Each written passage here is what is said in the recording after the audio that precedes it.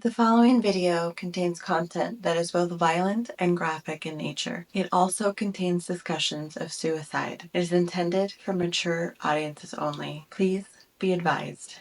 In the wee hours of Christmas morning in 1944, a man walked into the Al Buffet in Globe, Arizona. He strode up to the bar and asked for the bartender. He was greeted by the owner, to which the man responded, "You'll do." The man then pulled out a gun and opened fire. He shot 5 times, striking 4 people. It would have been 6 shots and 5 people, but by some saving grace, the gun jammed. This is the story of what some call the Christmas Day Massacre at what was then the Owl Buffet in Globe, Arizona, but is now the Drift-In Saloon. But that isn't even the most horrifying murder story to come out of the Drift-In. There was another that was called the worst murder in the history of Globe.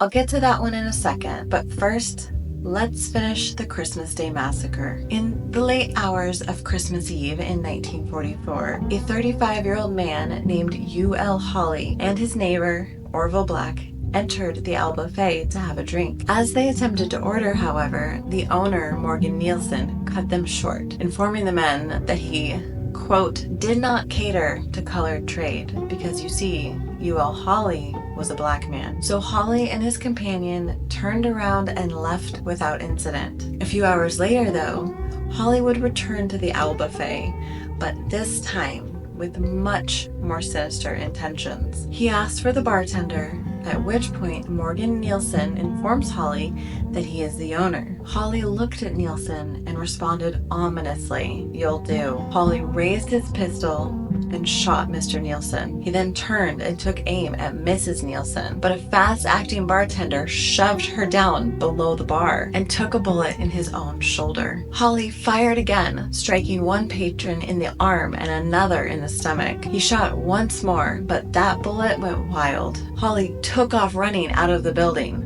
2 men were quick to give chase. One of the men got a hold of Hawley and they grappled. Hawley put his gun against the man's stomach and fired, but nothing happened. The gun had jammed. Hawley hesitated for just a moment, but that was all the man needed to overtake him. By the time the police had arrived, Hawley had been beaten so badly he had to be immediately transported to the hospital. Morgan Nielsen, the bar owner, died on the way to the hospital. The patron who was shot in the stomach would die 2 days later. The other 2 were injured but would survive. Hawley's trial lasted just 1 day. The jury's deliberation took only 28 minutes. They declared Hawley guilty of first-degree murder and called for the death penalty. Hawley received his sentence calmly and without a word. When the judge asked Hawley if he would like to say anything before receiving his sentence, his only reply was no, sir. Nor did he appeal his sentence. And so,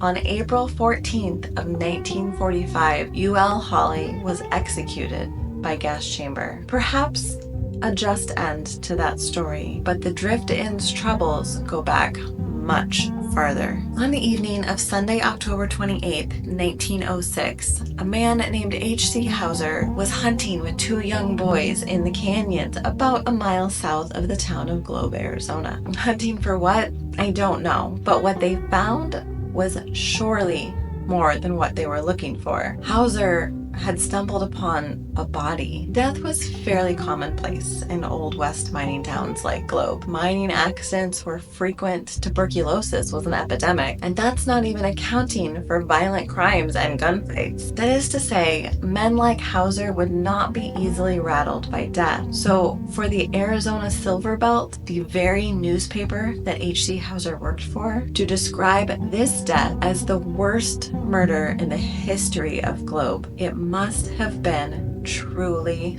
horrific. The body Hauser had found was that of a man. He had a towel wrapped around his throat, held tightly in place by a piece of string. It was meagerly obscuring the fact that his throat had been cut open from ear to ear, but that was hardly noticeable because there was a gaping hole in this man's chest where his heart used to be. Below that, the man's body had been split nearly in two at the abdomen. Some 20 feet away, there was a giant depression in the ground where dynamite had exploded. Hauser immediately notified the authorities. The body was taken to the undertaker, and sheriff deputies were sent out to investigate the scene. They deduced that the dynamite had been placed under the body to destroy the evidence of a man already dead. But this plot was not entirely successful. Near the depression in the ground, the deputies found a stick of dynamite still intact. They believed this one had been meant for the man's head, but failed to explode. After speaking with nearby residents, the investigators learned that they had heard the explosion around 5 o'clock that morning, meaning the body had been lying out in the canyon for a good 12 hours. The deputies continued to search the area for any sort of clues that might help explain this heinous crime. With their lanterns, they peered under a mesquite bush. They were startled by what they found. It was a human heart,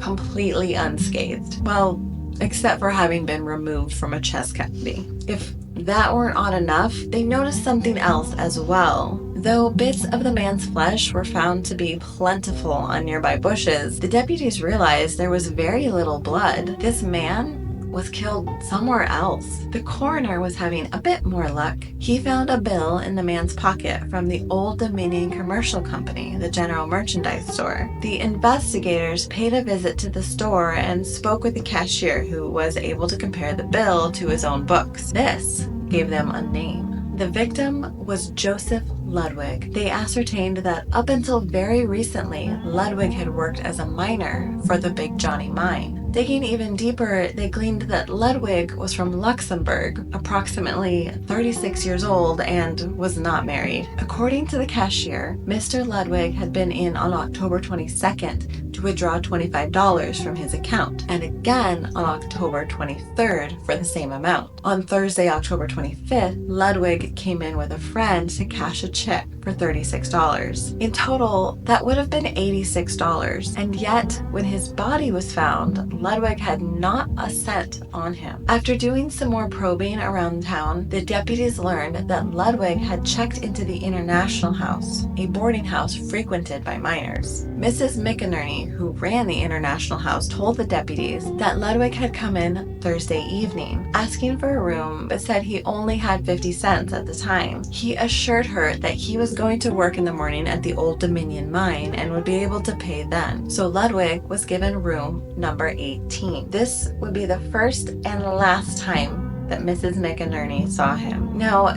this is where things start to get a little convoluted. And then they'll get a lot convoluted. Mrs. McInerney said she never saw Ludwig get up and leave his room the next morning as he said he would. But someone did hear a man coughing in his room. Finally, around 2 p.m. Friday afternoon, she went into his room to check, and instead of finding Ludwig, she found his bedding and floor soaked with blood. And then, with much less concern than one would expect, she had her staff hastily clean the floor and bedding, and then went about business as usual. The police were never notified. One source indicates that the police were not notified of anything until Sunday, when Ludwig still hadn't come back. And something tells me her reason for calling the police wasn't so much out of concern for Ludwig or even the bloody bedding, but more so because he had had one of her rooms for 3 days and never paid. Other sources say the police were never notified at all. Upon further questioning, the deputies learned that another lodger had seen the occupant of room 18 leave out the back, as did a chambermaid who lived in the back of the building. She claimed she saw Ludwig leaving and noted that his collar was turned up and something was around his throat. She added that he looked like a mighty sick man. This is when police started putting together a theory. They believed they knew what had happened and who had killed this man. Joseph Ludwig, they insisted, killed himself. Yes, you heard me correctly. The Globe police sincerely believed that Ludwig had committed suicide. Here's their thought process, and try to stay with me on this. The police believe that Ludwig was despondent over losing all of his money playing the card game Pharaoh. They had a witness that said Ludwig had told him as much. And if you'll recall, he told Mrs. McInerney that he only had 50 cents when he asked for a room at the International House. Plus, he had just quit his job at the Big Johnny Mine Company for unknown reasons. Taking all of that into account, they figured Ludwig was depressed and wanted to end his life. So, according to the police, he did so by slitting his own throat sometime Thursday evening or Friday morning. This would account for the bloody room. But when that method failed to kill him, he cleaned himself up, tied a towel around his neck to hide the wound, and slipped out of the back of the boarding house. He would finish the job by lying on top of sticks of dynamite and blowing himself up. There are a few problems with this theory. Yes, I know, just a few. For instance, he would have had to have cut his own throat between Thursday evening when he checked into the International House and Friday afternoon when the staff found the bloody bedding in his room. But he couldn't have blown himself up until Sunday morning at 5 a.m. because that's when the nearby residents heard the explosion. So where was he in the interim? And what was he doing? That's quite a few hours to be skulking around town trying to keep out of sight while having his windpipe cut 2/3 of the way through. Oh, and don't forget, he was found in a canyon a mile from town. So he would have had to have walked a mile in that condition. And lest we forget, his heart was found under a bush. The sheriff explained that obviously the explosion blew it out of his chest and sent it flying, obviously, but also choosing simply to ignore the fact that the heart was still intact. I think it will help you to retain some of your sanity to know that the two doctors at the coroner's inquest vehemently disagreed with the sheriff's assessment. According to them, Ludwig would not have lived long after having his throat cut that deep, much less have been able to walk a mile out into the canyon. They also noted that the depth and angle of the cut would not have been possible for Ludwig to make on himself. And if those things weren't enough, they added that with how tightly the towel was tied around his throat, if the cut hadn't killed him, strangulation surely would have. Finally, to really drive the point home, one of the doctors pointed out that there was no inflammation around the wound, indicating that he had died quickly after it was made. Had he lived for some time after, his body would have responded to the injury by sending white blood cells to the area to try to repair it, thus causing inflammation. So he couldn't have cut his own throat and then waited 48 hours to blow himself up. And then there's this pesky little business of his heart being found under a bush. The doctors discovered that his ribs had been severed cleanly, as though sliced with a blade, and so had his aorta. Dynamite can't do that. So, overall and in conclusion, Ludwig did not kill himself. This in itself presents a problem though. If his throat was cut, thus killing him before Mrs. McInerney found the bloody bedding in his room Friday afternoon, where was his body until Sunday morning when the explosion occurred? Did someone cut his throat and then take his body out into the canyon under the cover of nightfall? Well, that makes sense. But then why wait to explode his remains? You would think that they'd want to get rid of the evidence as soon as possible. Perhaps they thought a daytime explosion would be attributed to the mine and no one would even think twice about it. But then why not blow him up Saturday morning? And how did they even get Ludwig's body out to the canyon in the first place? The deputies checked for any missing carts or pack animals, but all were accounted for. Carrying him would have been no small feat. He was roughly 190 pounds. This leaves so many questions. There were other theories floated around that somewhat improved the timeline conundrum. One suggested that he was not killed Thursday evening or Friday morning, but rather he got into some kind of an altercation with an unknown person in his room within that time frame and was stabbed, but not fatally so, just lightly stabbed. And then the unknown person came back Sunday morning to finish the job. This would account for the blood in his room, and if the stab wound was not so severe, he may have been able to walk about and leave his room, thus accounting for the witnesses that saw him leaving out the back. It also accounts for some pretty solid witnesses seeing him Friday night and Saturday night. Ludwig's former boss from the Big Johnny mine, one V.Y. Smith, met up with Ludwig on Friday night to give him a check for $10. Ludwig had just quit this job, and Smith told him that he was sad to see him go, but that he could come back to work after November 1st. Ludwig told him that he would. On Saturday night, 2 miners that had worked with Ludwig claimed to have seen him at 2 separate occasions.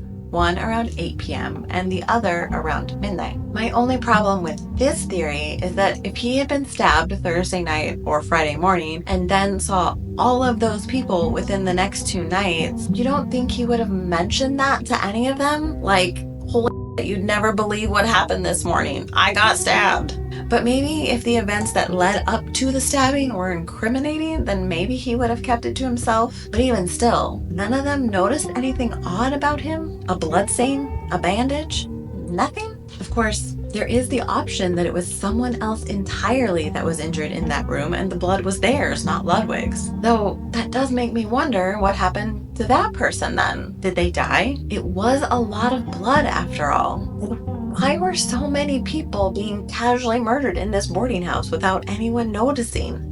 Anyway, something quite interesting was learned during the coroner's inquest. A woman named Mrs. Williams, who runs the Copper Hill boarding house, testified that Joseph Ludwig had come to her Friday morning and paid for 4 days. But why would he ask for a room at both boarding houses? Well, they weren't just boarding houses after all, they were also brothels. So maybe he wanted to see a specific woman that worked at the International House. The police did always believe there was a woman involved. Well, after they got past that whole suicide thing. The inquest uncovered several other intriguing details as well. Before arriving in Globe, Joseph Ludwig had worked as a miner in Utah and Bisbee, but the most fascinating revelation was about his name, or rather, names. While in Bisbee, he had gone by Joseph Erpelding, or Erhelding, depending on the records, and I apologize, I know I'm butchering that. At some point after moving to Globe, he started going by Ludwig, though no one knew the reason for the switch. But here's what we do know. On Monday, October 22nd, Joseph Ludwig withdrew money from the Old Dominion Commercial Company, and again on Tuesday the 23rd and Thursday the 25th. At this point, he carried a total of $86, which would be about $3,000 today. Tuesday the 23rd was also Ludwig's last day working for the Big Johnny mine. We don't know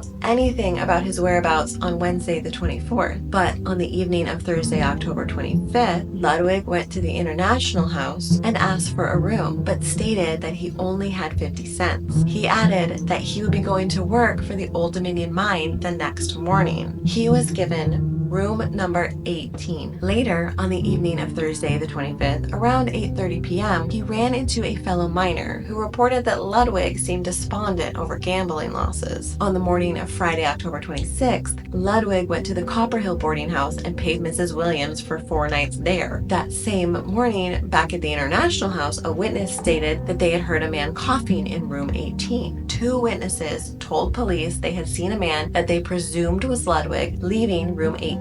One of the witnesses added that the man had his collar turned up and appeared to have something around his throat. On the evening of Friday the 26th, Ludwig met up with his boss, who gave him a check for $10. There wasn't much said about what Ludwig got up to on Saturday the 27th until that night. He ran into 2 other miners, one around 8 p.m. and one around midnight. Neither indicated that anything seemed amiss. And of course, on Sunday, October 28th, an explosion was heard in the canyon south of Globe around 5 a.m. But it wasn't until about 5:30 p.m. that Ludwig's body was found by H.C. Hauser. From all of this, I think we can safely infer that Ludwig wasn't actually killed until very early Sunday morning. It would have had to have been between the hours of midnight and 5 a.m. But unfortunately, there isn't much else we can say for sure. Based on the many contemporary newspaper articles, it doesn't appear as though the police ever went to the Old Dominion mine to see if Ludwig showed up to work that day, nor did they go to any of the saloons to see if he really gambled all of his money away. Mrs. McInerney never said how long Ludwig had intended to stay at the International House. Perhaps it was just for the one night and he never planned on returning. We don't know if he was killed in town or closer to the canyon, though I will say I feel strongly that he was not killed in room 18 of the International House. Which begs the question, whose blood was that then?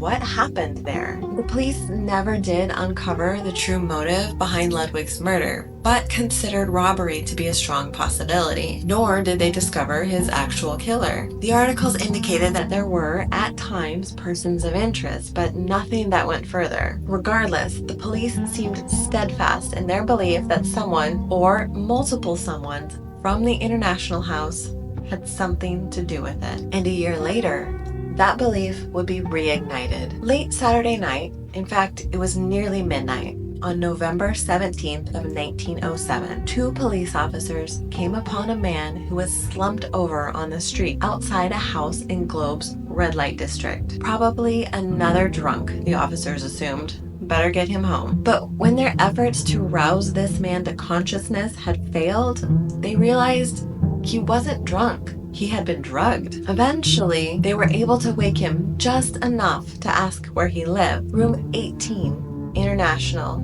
He responded feebly. So, the officers took him to the International House and put him to bed in room 18. The next afternoon, the chambermaid was making her rounds and entered room 18 to do her work. There, she found the now lifeless body of the man officers had brought in the evening before. He was still in bed, exactly as they had left him. In an interesting coincidence, this was the same chambermaid who had said she had seen Joseph Ludwig leaving out the back of the International 13 months before. This man was 25-year-old Richard Vecklund from Finland. He was a miner, just like Ludwig. A post-mortem examination of Vecklund's body showed that he had been poisoned. According to the Arizona Silver Belt newspaper, the lungs were badly discolored and his heart clogged with blood turned back from the lungs. Vecklund's stomach was sent to San Francisco for a chemical analysis. On the surface, this case seemed like a pretty straightforward poisoning. But here's where it takes a turn. 3 of Vecklund's friends were brought in for the coroner's inquest. They had been out with him earlier Saturday evening, about 9:30 p.m. According to them, Vecklund was not staying at the International House. He had a room at the Central House 4 blocks away. As far as they knew, he had never even been to the International House. So then why did he tell police room 18 International? Well, there was one theory, again from the Arizona Silver Belt. Was Vecklund in some mysterious manner implicated in the Ludwig crime? And did he, in his drugged condition, give that answer because the effect of the drug brought back to his benumbed brain recollection of that crime? These are 2 questions that officers at work on this case are asking themselves. What? That is one hell of a leap. I'm no detective, but personally, I feel like it's much more plausible that Vecklund was trying to communicate that whatever caused him to be in his current state happened to him in room 18. At the inquest, Vecklund's friends also reported that when they last saw him, he had $100 with him. But by the time officers found him on the street, he had nothing. Based on this information, police came to the conclusion that Vecklund was given chloral, which, according to the National Institute of Health, is an organic compound that, when combined with water, forms chloral hydrate, a commonly used sedative at the time, and sometimes called knockout drops. The motive was likely just to sedate and rob him, not kill him. But perhaps he was given too much, or it mixed with something else already in his system, and it ultimately led to his death. And I can't help but wonder why the officers who found Vecklund didn't immediately take him to get medical attention. They knew he had been drugged. Perhaps if they had done that, rather than just sticking him in a bed and calling it good, Vecklund may have lived. But I digress. The officers quickly caught a break in the case. 3 witnesses were brought into the coroner's inquest with very pertinent information. The first, a woman named Helen Peck, who runs a nearby house in the red light district, testified that she heard an unknown man arguing with a woman by the name of Ada Berry. The man was adamantly demanding that Ada give back the money she had taken from him. Another witness claimed to have had a conversation with one of the accused. He recounted how a woman named Elena Mendoza came up to him and said, "Do you see that guy there?" pointing to Vecklund, who at the time was in a drugged out stupor on the ground in front of the boarding house. She went on to say, "Well, he had a big roll when he came in here and it took 4 bottles to get it away from him." The third witness corroborated that story as he had been walking by at the time, but neither the other witness nor Mendoza had known he was there. Officers believe there was a third person involved with Vecklund's death as well, a man by the name of George Young, who was believed to have lived with Ada Berry, though the article in the Silver Belt only stated that there was strong evidence against Young, never caring to elaborate. The article did find time to note, though, that all 3 suspects were confirmed dope fiends. As a result of Mendoza's bravado, she was the only one of the 3 who was indicted for Vecklund's murder. Both Berry and Young were released because I guess that strong evidence that the police had was not so strong after all. About 2 weeks after Mendoza was indicted, the results from the chemical analysis of Vecklund's stomach came back. There was no poison. The chemist in San Francisco sent word that they could find no trace of poison in Vecklund's stomach. And because Mendoza was indicted for murder via poison, she was let go. But was she truly innocent? I don't know. But from the bit of research I did and now have a very suspicious search history for, it seems that chloral hydrate metabolizes quite quickly and could potentially continue to metabolize after death. So maybe it was just gone by the time chemists were able to examine the stomach. But again, I'm no medical expert. I will say though, there is still reason to believe Mendoza or someone else from the International House did drug Vecklund in order to rob him. The International House saloon and boarding was a very rough place in an already rough town. Globe is considered to be one of the oldest mining towns in Arizona, first established by pioneers in 1876. Hundreds of people came, first for the silver and then for the copper. But being one of the first towns established meant that law and order wasn't quite settled into place yet, and people took advantage of that. According to Debbie Branning, the director of MVD Ghost Chasers and prolific author, as well as the current owner of the Driftin' Saloon, Megan Crawford, the International House was known to have a pretty successful robbery ring going on. The women were hired as bar rustlers who would seduce men and lure them upstairs only to drug them. Once the men were unconscious, the women would rifle through their pockets and steal anything of value. When the men regained consciousness, the women would be long gone, leaving him too confused and perhaps too embarrassed to report anything. But it is believed that on occasion a man would fight back. Those were the ones who met with an unfortunate fate, just like Joseph Ludwig and Richard Vecklund. That's it for another episode of AZ Unveiled. I hope you enjoyed this story. I appreciate you watching. If you want to hear more stories like this, make sure to hit that like button and the subscribe button so you don't miss one. If you have a topic idea, feel free to leave it in the comments or shoot me a DM or an email. As always, I'm Emily and this is AZ Unveiled. I will see you next time.